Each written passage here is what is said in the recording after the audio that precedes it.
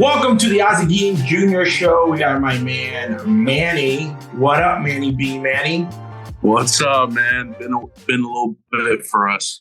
Man, you've been too busy coaching and doing your thing. But hey, hope you're feeling in a way better mood than Mr. Burns. Exactly, man. Corbin Burns.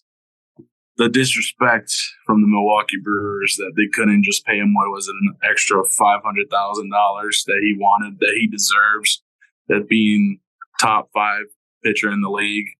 And, they just really had to go dig all the stats on him and say, yeah, you're not worth $500,000 more. I'm sorry. So arbitration is probably one of the worst things a player can go through from the experience that what I've had. People that I've been in the game, they all avoid it. My guy, Freddie Garcia, went through it. He hated it. It was horrible. His relationship with Seattle was never the same because the team is building a case to go against you. The one that Milwaukee was very, very forward saying that they didn't make the playoffs because of him. Pretty much. That was like what he said in his interview, which I don't think that he was the main cause. Again, it's a team sport, but he's been really good for them in the last 5 years or so that he's been. He is a top 5-10 pitcher in baseball, you can argue. So this leaves, a player with a very bad sore taste in his mouth and possibly a star player. And again, a player that I think everyone wants. So we've seen this in your team in Chicago with the Cubs and having, a great team ending up pretty much in bad relationships with players because of contract negotiations. And that's probably one of the worst things what you want to do with an employer is start debating money. Exactly. Once you kind of start telling them, oh, you're not really worth what you think, I think that's when the relationship starts to tarnish a little bit. So do you think Milwaukee moves him? Do you think Milwaukee moves him? Yeah, at this point. He's going to be free agent at the end of the year, I'm pretty sure. I will tell you what this, as a Cubs fan and as any baseball fan or team, GM, I would happily give Corbin Burns that money that he wants. He is one of the nastiest pitchers in the league. And you just got to invest in your pitching like that. You got to treat those type of players right, man. I know it's like $500,000. My buddy was telling me that's another player for the Brewers, but is it another player for the Brewers? So when you're comparing other players to the Brewers, okay, and that's something that you're here in the Ozzy Dean Jr. Show, and again, we give it to you straight. We debate it here, presented by the Me and Grid. So Corbin Burns, 28 years old, so not 30. Okay, last year his WAR, if you're into that, was 4.0, a 12-win record with 8 losses and an ERA of a 2.94 in your typical stats. But this is the stat that I love about Corbin Burns. Okay. Innings pitched, 202. He is an anomaly with that number in Major League Baseball today. And that is something that is wild because he is going to be sought out so hard. Again, a Cy Young, an ERA title, a 2-time All-Star. Very interesting of where this young man is. Confirmed stud. Correct. Confirmed at different levels. I think if this guy pitched anywhere else other than Milwaukee, he'd be a household name. But again, a lot of people don't want Brewer baseball, which is not a bad team, but he's been kind of under the radar.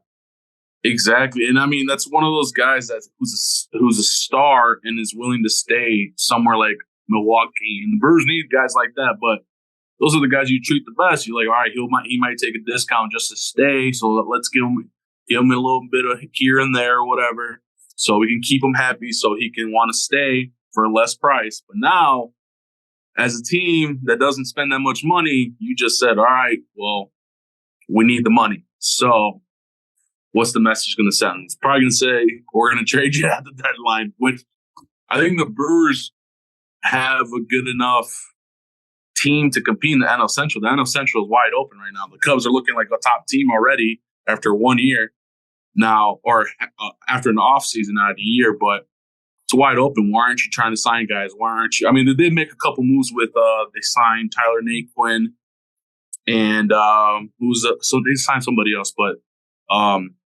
2 signs that they need. Luke Voigt, former first baseman for the Yankees and Padres. You could have easily said that he was a Cy Young candidate. So he pitched 202 innings, only 3 pitchers in the National League, Alcantara, Nola, and Mikolas. pitched more innings than him. When we look at the year 2021, okay, now I'm pulling up stats here as we are on talking. We got 1, 2, 3, again, 3 pitchers. So the stat is pretty much that there's only 5 pitchers usually now in the game of baseball in the last 3 years that are in that 200 inning mark. Okay. Yeah. COVID year doesn't count. So let's go back to 2019. And I'm only looking at the National League. We got Strasburg that did it. 1, 2, 3, 4, 5. So 5 is a number of guys that are giving you 200 innings in one season in modern day baseball. Okay. Meaning per division, per league. So probably 5 and 5. So again, I think that it was, I like the fact that he voiced his opinion. I like the fact that he let them. Yeah, because it shows him he actually cares, and like he's like, I want to stay in Milwaukee. Well, yeah, like, they're the problem. It's like, and he is a franchise player. So what do you think is going to happen? What do you think is going to happen with him? Do you think he gets traded midseason? Do you think that they can agree to something? I have him in the upwards of the 300 mil because he's under the age of 30. He has been pretty. Could be up to. I mean, I think if I was Brewers, the way they are right now, I would trade them in that situation because they're clearly saying we can find someone else and we don't want to pay you that type of money, even if it is just $500,000. Or maybe they are trying to come up with a bigger deal for him to extend him. But I think that you have to give him a bigger deal if he's going to stay there. Again, I think that if you move from him, how are you going to rebuild? I always laugh when people talk about rebuilds where you're giving up your best player, specifically a pitcher. That always puts some doubt in how you're doing it. But again, we will circle back and visit the situation. But again, one of the best pitchers, if you do play fantasy baseball, this is a guy that often does not go early enough in fantasy because, again, he plays for the Brewers. A lot of Brewers fans out there. So when you laugh at one of your partners that he takes Burns early in the first 5 rounds and you laugh at him because you took Ohtani first, laugh with caution, my friend. The next we wanted to get into was the rule changes. Again, you're a coach. I've been on the game actually umpiring this year for the first time ever, which is it's going to be exciting. I've never done it before, so super excited. Good luck. I'm probably going to getting chirped left and right, but again, good money will be on the. I'll be definitely sharing here how it's how that's going on. But new rule changes. So we have a couple rule changes. Number one, now it's official. The shift changes happen. Okay. And you can no longer have the shortstop play on the side of the second base on the right-hand side or vice versa. Anybody on the right-hand side of the infield play on the left-hand side. The outfielder can no longer be in the short left field because it is the rule for the infielders. That being said, the right fielder could technically be moved to short left field and vice versa. And not because it's not in the actual infield. And people are saying, are we going to see some crazy moves like that? What is your take on the first rule change before we go into the rest of them with the shift? Do you think it's going to help players? What's your take on it? I like it just because it'd be a little bit more traditional with the more hits, hopefully, because a lot of hits are taken away just because of those shifts. But with some of these rule changes, it's like I like it for regular season, but like when it comes to postseason, I would like you pull out whatever you can to get an out. Just because it's a whole different situation. I mean, don't get me wrong. Every game counts. Every W counts. Whatever. But, yeah, you're trying to get more action. You're trying not to just go by the stats, not be so, let's say, like playing chess all the time. Let's have some fun more during the regular season. And then the postseason is like, here you go. You can do whatever you want. Try to win the game. What can you do? I'm opposite of that. I'm 100% opposite of that. I think if it's in the regular season, it should actually be implemented in the playoffs. If it's not implemented in the regular season, it should not be implemented in the playoffs. That's why when we talk about one of the other rule changes, I think I'm a little up in the air because if you go one route, you have to go with it 100%. I don't like it because it's messing with the strategy of the game. I believe that if you want to beat the shift, hit the ball the other way, put the ball and bunt the ball. I think the part of the shift that I think it's going to hurt is that it's analytics. I think players play precision, hitters better now. Okay, and that's why we don't diving play because you're usually well placed. So we'll see how that affects it. We'll see what players it helps, what players it doesn't help. But it brings me to my other rule change. It's the biggest rule change. No, it's not the bigger bases, guys. Everyone's obsessed about the bigger bases. It's not a big deal. They can put a bigger marketing brand on it with the bigger bases. No one's thought about that. It looks bigger. Exactly. But the one with the throw over, okay, you're allowed to throw over 2 times. There will be a pitch clock where you're going to step in the box and you only have enough time to throw the ball or get out of the box, or if it's going to be called a ball or a strike. That's not that crazy. But the throw to first base, if you throw to first base more than twice, you are automatically granted, if there's a movement to the bag, automatically granted second base. I disagree with that. I think you should. Now, is it that it has to be like twice in a row or just twice in total? Twice in an at bat. Okay, well, I guess that's not that bad with an at bat, but I would prefer if it's like you can't do it twice in a row or something like that, I guess. 26. Or like you have to step off, something type like that. Like, so if you step off, it counts. You can't that counts as a. If they think that you attempted, it counts. Oh, but if there's intent, okay.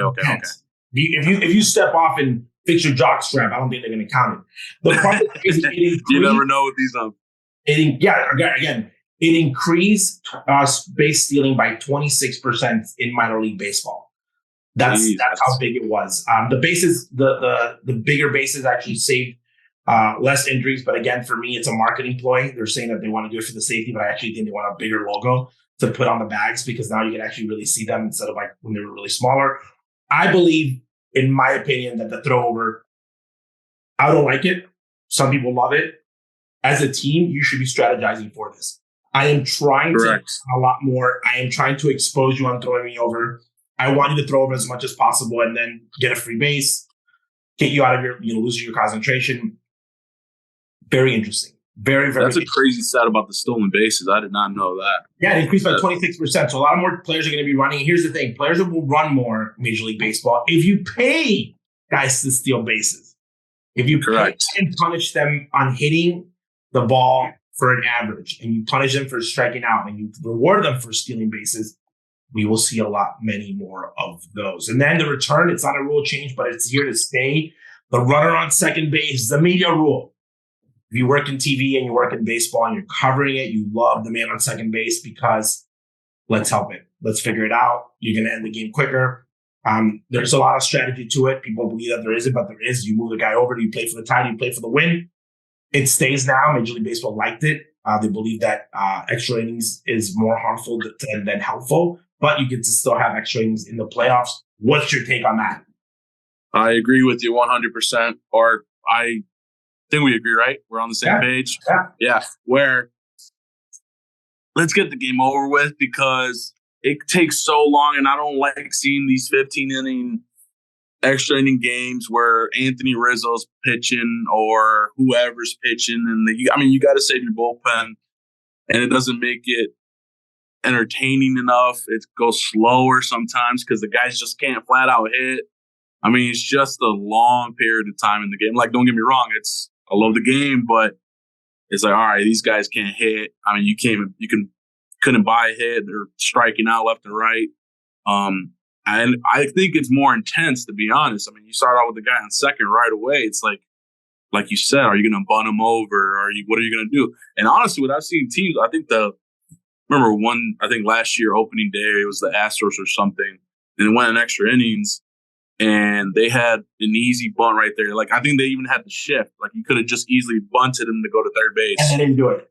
And they didn't do it. It's like, it's ridiculous, but it's a strategy that you're trying to go with there. And that's, like you said, that's what the beauty of that rule is, because I'm tired of, all right, 10th, and then it's like, oh, 1, 2, 3, 1, 2, 3, drags along. Especially the arms. I love the fact because, again, the arms are now, again, guys don't throw as long, but your bullpen gets hurt. It affects it for the next couple of weeks. People don't realize how much an extra inning game can really hurt the team for a long time. That being said, I do love the rule on the position players pitching. Okay, I think it was getting. No, I'm okay with that. I'm okay with that. With the extra innings going away, I love like Anthony Rizzo lobbing the ball. I'm not okay with that. Like if someone can actually pitch, I'm okay with it. No. Like If you're bringing in a position player, let's say a Shohei Ohtani, okay, and you label them and say, hey, this guy is a pitcher, and you might fit a criteria for him, and then maybe you get one per team, whatever it is. That's a different story. If you have somebody that's just out there to throw the ball and kind of like that one, I was having a problem with because it was starting to be used as a strategy to not use your bullpen, okay, and give up on games that were 6-7 runs and say, screw it. Correct. Come back. Why would I come back? I'm playing the Astros. I'm playing the Yankees. I'm going to save my pen. I'm going to save and that affects you because down the line, you can conserve your bullpen, okay? That is something that is extremely important in the game of baseball. And usually what makes a team better or not, like the Arizona Diamondbacks, I think last year lost 17, 18 games by 1 run or less because that's bullpen. That's your team couldn't hold the lead. You have a good bullpen or a guy that can stop it. Now you're a playoff team. You're a contender. That's how big of a difference it makes. So we'll see. I'm surprised. Like the WBC, which is how we're gonna. The last part I wanted to talk to you about was the WBC is not implementing these rules. I don't believe. Have you heard anything about? Are they using the WBC? No, I have not heard. But I'm assuming they're playing MLB rules. I don't think it's MLB rules. So you're going to have the throwovers. So I think it's going to take some time. I think that you're obviously going to have to implement it. Again, the WBC does have the slaughter rule. So we got that brawl between Canada and Mexico where guys were bunting down 7 runs in Mexico. I was not very happy about that. But I'm looking. I turned that game off right after I think it was Kareem Garcia collided with the catcher, and he never got tagged, and he could have easily stepped on home plate, would have scored.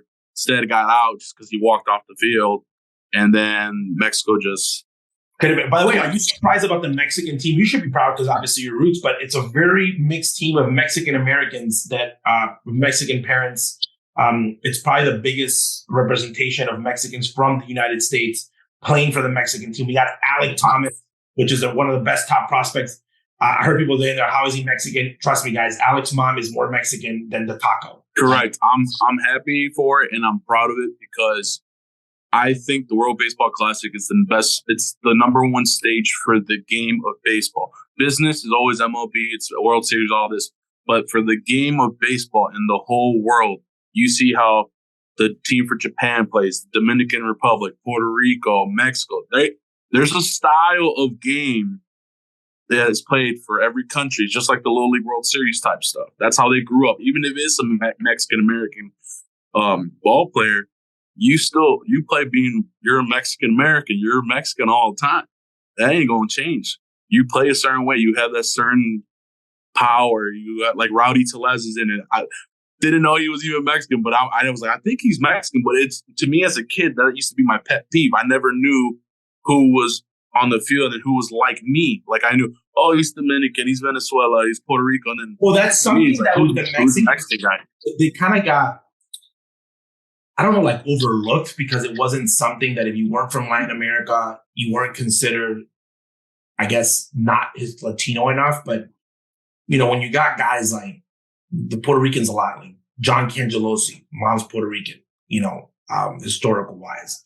But then you got guys that played here in the States, like Adrian Gonzalez. He grew up in San Diego, but he's Mexican. Like parents are 100% straight from Mexico. Yeah, parents are straight for 100%. But again, like you don't, and I think about it because of my kids, like, because if I struggled with it, like, okay, like if I could play for Team USA or Team Venezuela, because I technically was born here in the United States, I still like both teams. I still root for Venezuela, but if someone was like, you're not Venezuelan, I would argue it. Like if my son wanted to play, again, if he had the honor to play for either of the countries, I think it's just like an option that you take. So I like the fact because now you're opening up those players to the Mexican fan base in Mexico that they can say, oh man, I used to like Alek Thomas. I really, really, really like Alek Thomas because he's of Mexican descent and now he's my guy. Because again, most of the fans in Chicago that love Ozzie Guillen happen to be Mexican. A lot of fans that are Cub fans. Correct. Right here. It's like, because he's Hispanic. And now the fact that you're kind of like saying, okay, you're not only Hispanic or Latino,